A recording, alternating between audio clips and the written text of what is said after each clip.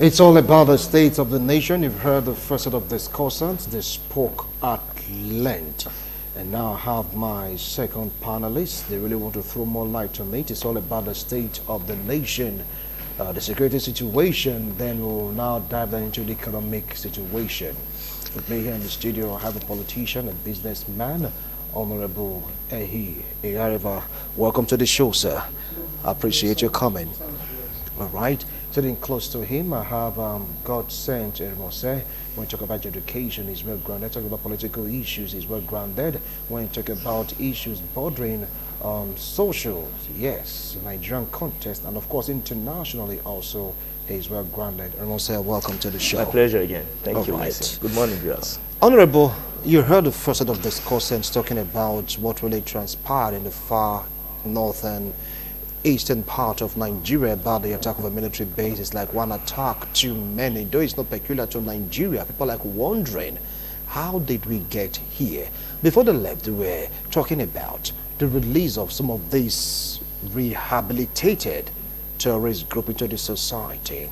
And I asked the question if that was a huge mistake on the part of the government. Could you please take it up from there? Well, I think it's a time, for sober reflection in our country, because one of the, or rather I would say the primary purpose, the first and main purpose of any government's existence is to provide security of lives and property for the citizens. And again, the defenders of the country are usually the military.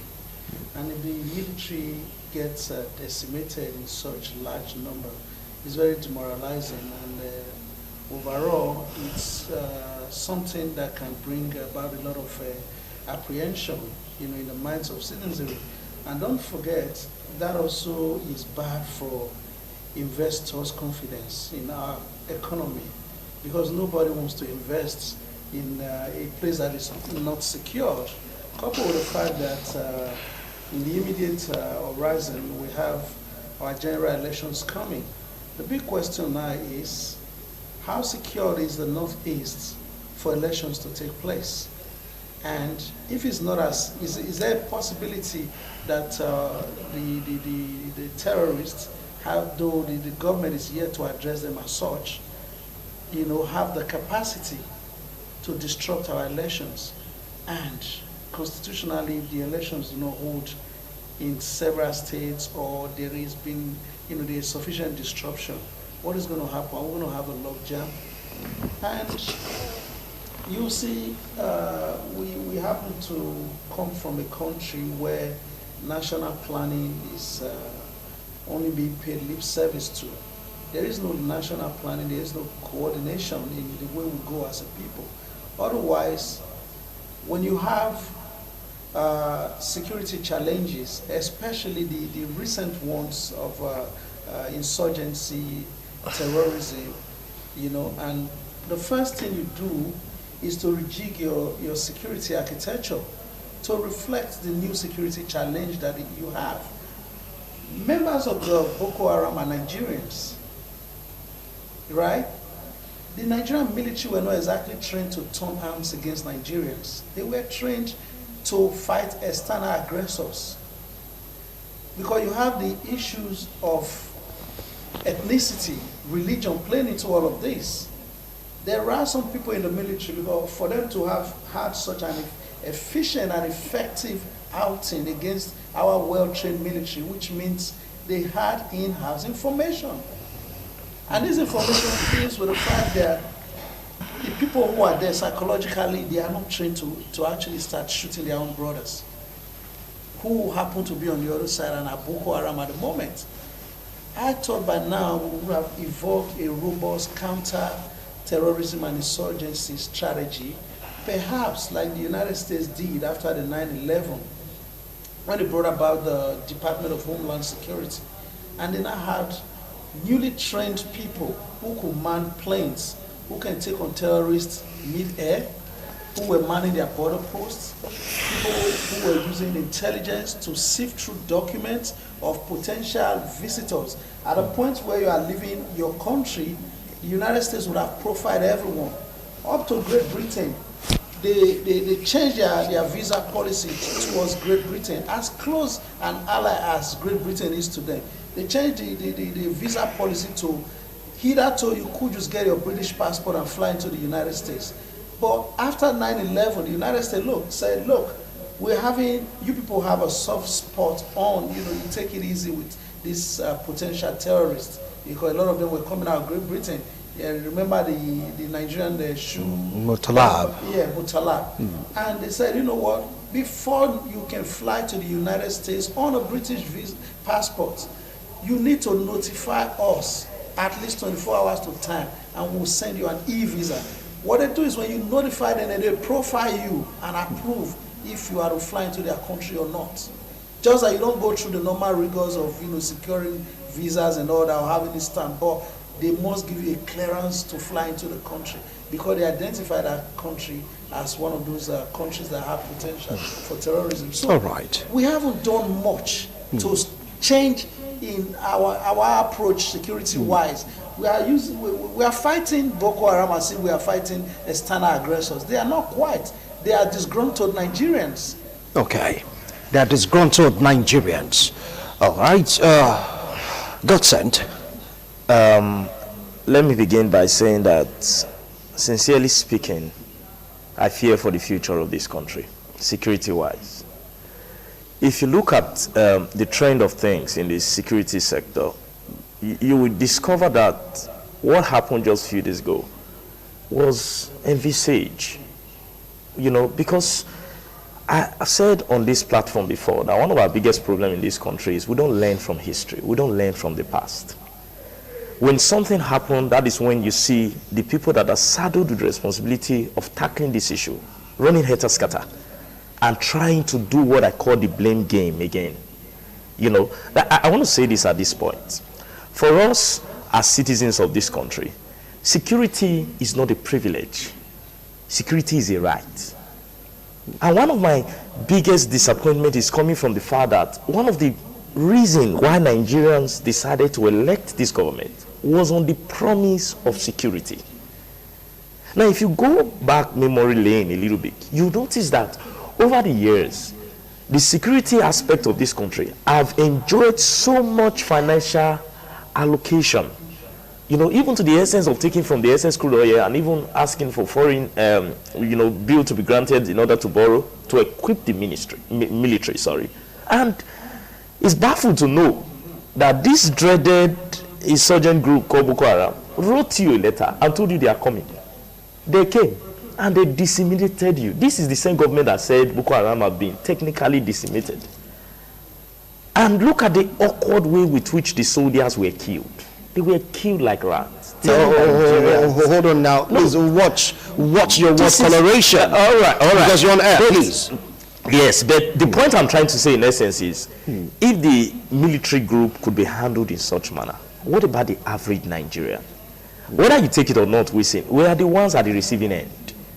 At the end of the day, it is the commoners that suffers. It is the economy of people like you and I that is going to be shaken. Okay, now I want to call on the political class to do the needful. Okay, I want to call on the political and the chief of army staff to do the needful, because when I said let's go back to memory lane, you notice that for a while there have been this agitation among the military, agitation on welfare, agitation on obsolete ammunition. A lot of military personnel have been speaking up, although it's even against their ethics. But there have been a lot of talk that we are not prepared. Even within the military, there have been complaints. And the Nigerian government have been paying deaf ears to that. Now, I said paying deaf ears because even after the attack, some of the soldiers that were able to escape are still complaining about the same thing that they were talking about before this recent attack. And mind you, this is not the first time that our soldiers have been killed. It's just that this time, the numbers is frightening. Okay, and we must call the spade a spade. We demand security from our leaders. It's not a privilege. We will demand it, and if they cannot provide it, we'll vote them out. Now, because I had to be a little bit blunt, because enough of this blame game. One of the things you don't politicize in nationhood principle is security. You know, it's sad to say that even our security have been politicized. It's not a game of politics. It's not a game of ethnicity. It's not a game of religious affiliation. You know, it's not a game of religious sentiment, tribal sentiment. And these are the symptoms we've seen over the years in the security arm of government. Look at some of the soldiers that narrowly escaped. You know, some of them were among those that returned from the AU peacekeeping. You know, before now, they were complaining that they were not even paid their welfare package. You know, the armed forces came and said, no, that's not true, and they have a way of embellishing it and doing it. But in date, there's a lot of rumor about corruption, even in our security system. All right. Now, what we expect the president to do is to, you know, constitute an investigatory panel. Because when people morale are killed, they cannot perform. Okay. I'll come back to you, Godsend. Honorable, take it up from there. Talked about ethnicity, religiosity, talked about politicizing the security outfit in Nigeria, talking about welfare, talking about obsolete weapons, lots and lots of problems that the military have been complaining about in the time past. See what is obtainable even right now, and heap it all on the government of the day. Well, I think it's been a long time coming, you know, from previous administration. And what is important, like I've said before, because it's only in Nigeria that we've had almost three types of you know, unhealthy security situations, where we've had militancy brewing in the Niger Delta. Then you have the, of course, Boko Haram insurgency. Then you have the Fulani herdsmen, terrorists all over the place. It's very rare to have a combination of those things happening in one country at the same time. And minus weaponry. You can have all the weapons in the world, but if you don't have proper intelligence and people to know when to use those weapons, you'll probably be wasting your time. You can also have the best equipped military and not have intelligence and not know the terrain. You will also be in dire straits. You know, you remember what happened to the Americans in Vietnam. You know, they had all the weapons. They didn't know the terrain. They didn't have enough intelligence, and yet, so it was a bloody timeout for them. Now, for you to combat insurgency, like I have to refer to people who have been able to effectively solve theirs, the United States.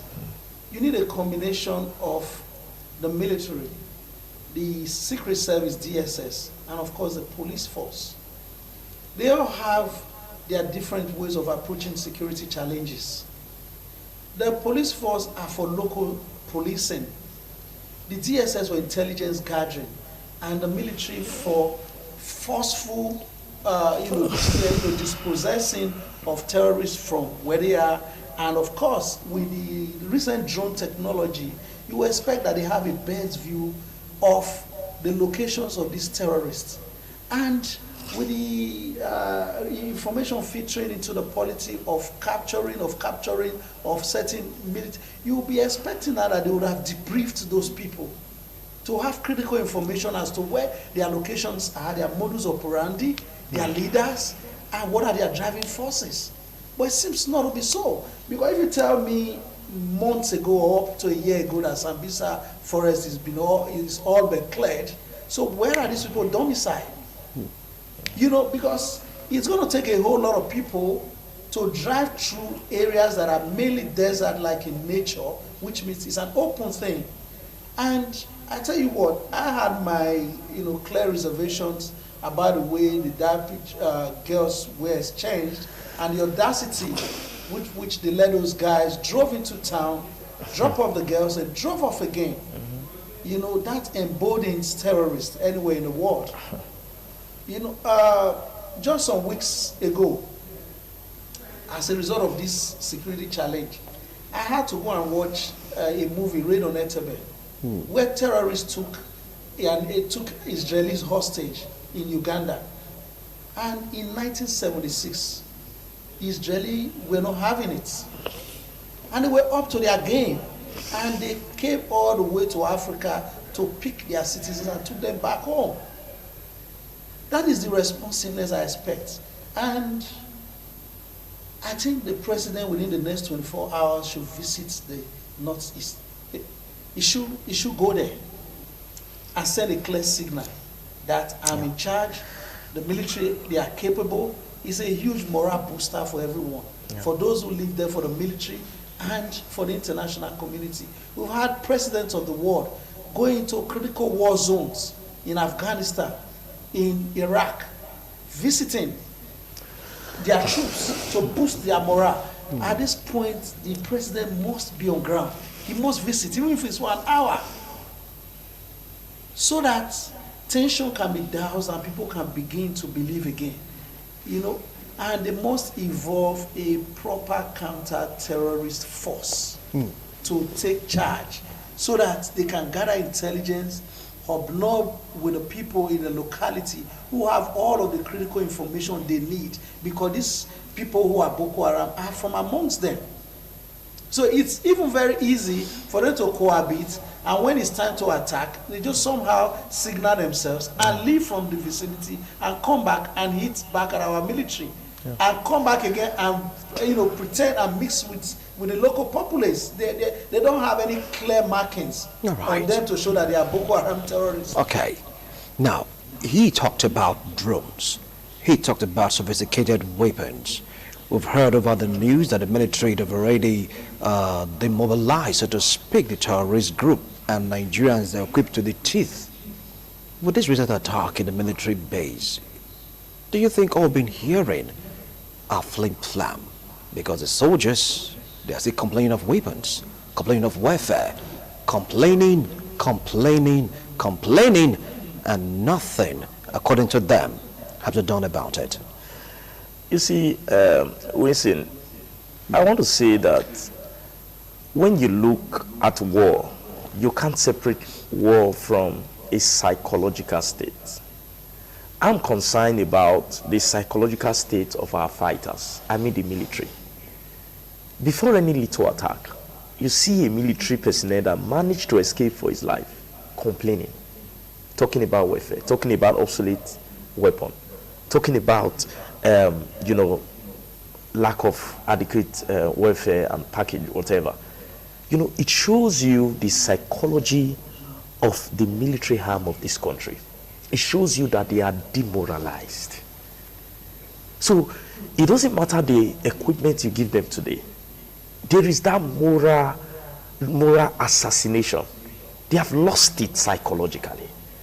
Because when you take a viable and a combatant psychological state away from the military, the battle is already half lost. And that is what I think is happening. And let me also remind you that there was a time we had to invite foreign powers to come help us with this insurgency. One of the most renowned countries said we are not ready to combat insurgency. You see, we have to call a spade a spade.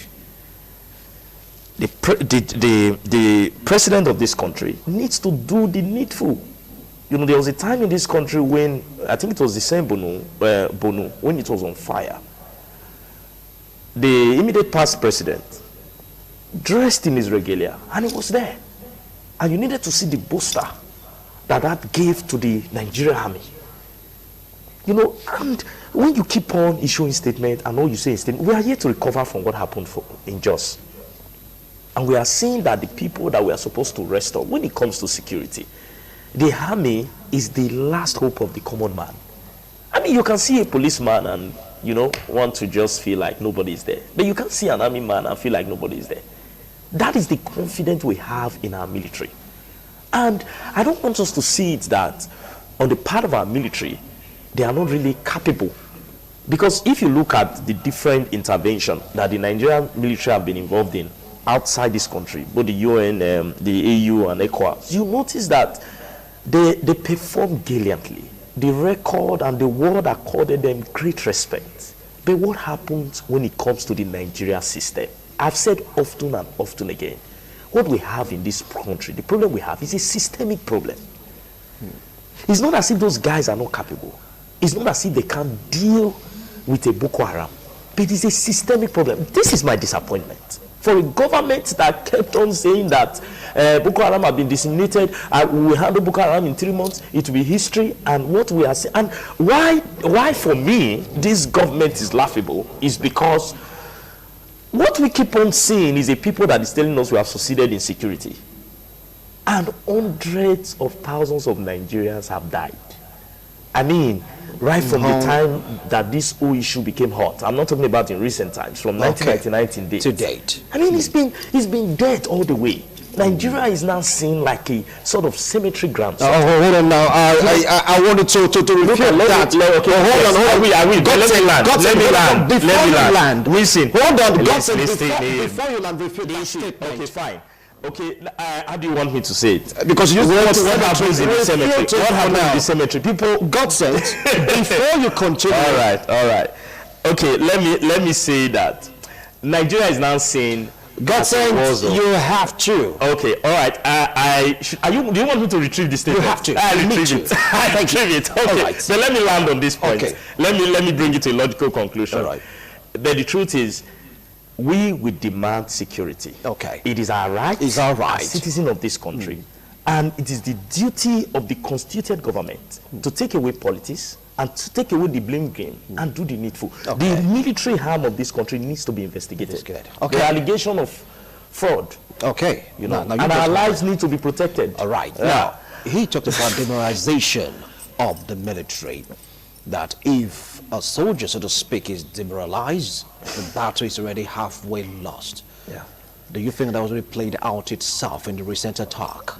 And if so, what must be done? Because the same complaint, from what he said, yes, we've lost many persons, citizens.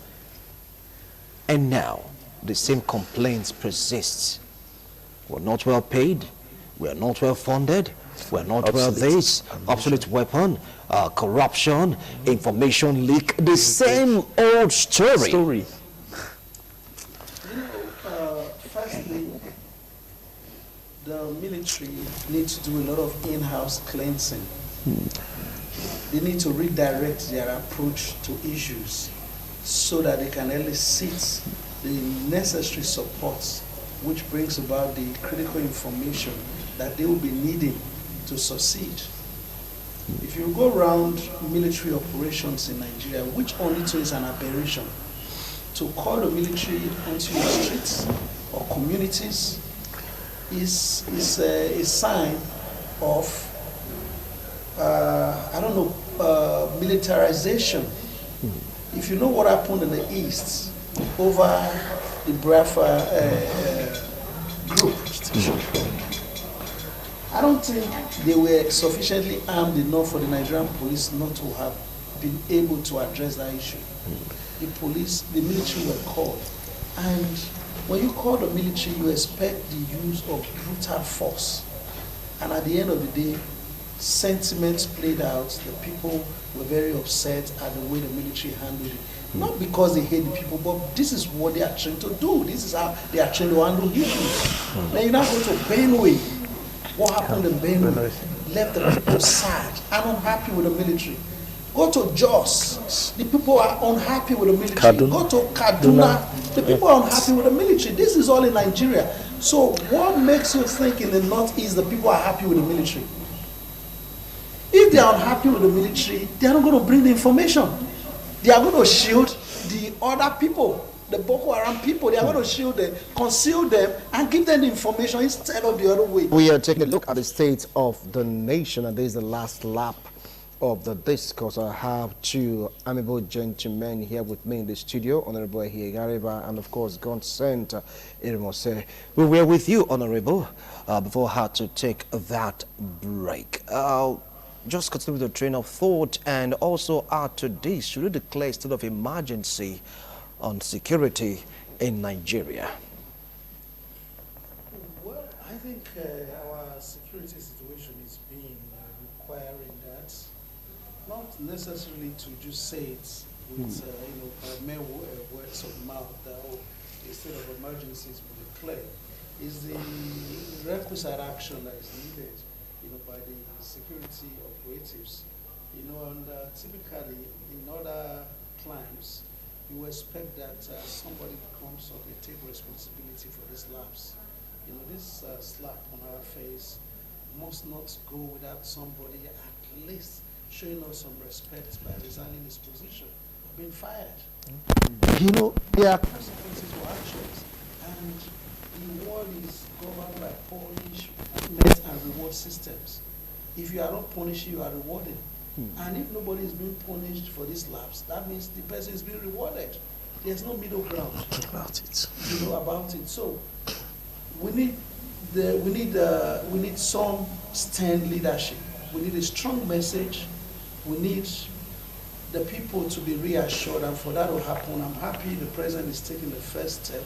You know, there was a security meeting he's held with the service chiefs, and obviously I expect that as Commander-in-Chief of the Armed Forces, he's going to be giving them that marching order. You know, he's going to be telling them, because it all comes back to him one way or the other, because the buck stops on his desk. He needs to let them know that the morale of Nigerians are seriously dampened. And don't forget, we already are wearing a very awkward toga of being referred to as the country with the most number of poor people in the world. And when that is being said, they are not talking of people in south, southeast, or southwest of Nigeria. They are most talking about the people in the northeast, the same place.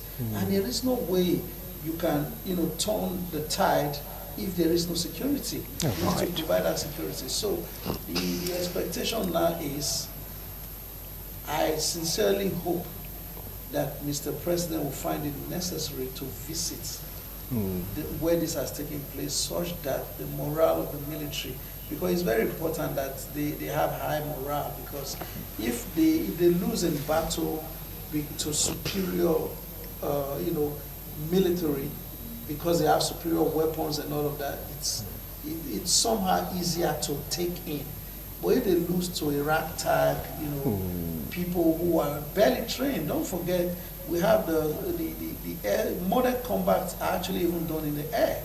So we are supposed to have that superiority. To date, I'm not aware that many Boko Haram have air operations. All right. So we are the ones that have an air force. We are the ones that are supposed to have that air. Okay, thank you. So Thank you. Thank you so much. Honorable, our time is up. You have just 30 seconds because we are pressed for time.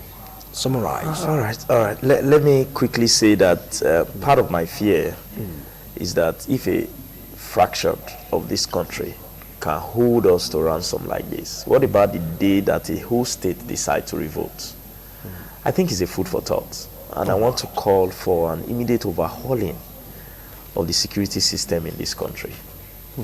That is the next step. The president should go beyond holding security meetings, chief meetings, and do the needful. All right. Thank you. Thank you so much, Honorable Ehi Igariva, for coming on to the show. And of course, Honorable God sent. My pleasure again. Thank you so much for coming. Well, you've heard them. You've heard a submission. Yes, we might, because it's now we, not the military. We might have lost that battle, but the war against terrorism rages on. And inshallah, God's grace, we are going to win. Bye for now.